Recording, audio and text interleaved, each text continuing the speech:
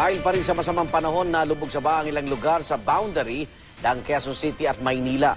Naperwisyo tuloy ang mga commuter at motorista. May live report ang saksing si Haji Rieta. Haji?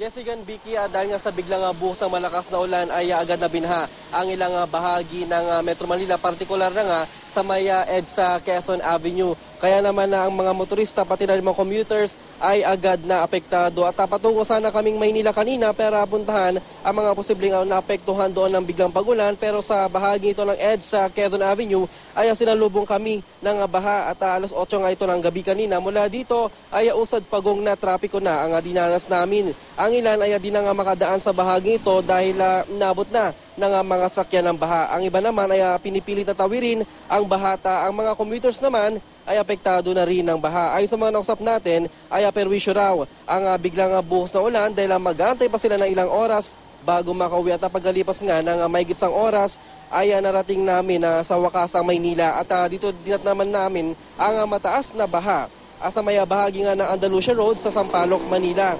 Kaya naman dahan-dahan din ang mga sakyan na dumadaan dito at binaha nga rin ang ilang kalsada sa may Espanya.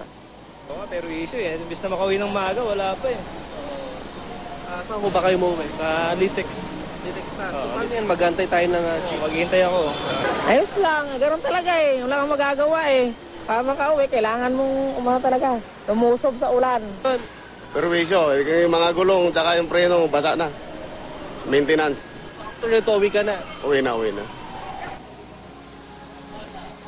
Igan, Vicky, sa ngayon nga ay patuloy itong pagbuhos ng ulan, no? Pero sa ngayon ay mahina naman ito sa mga oras na iyon. At live mula dito sa Maynila, ako si Haji Rieta, ang inyong saksi.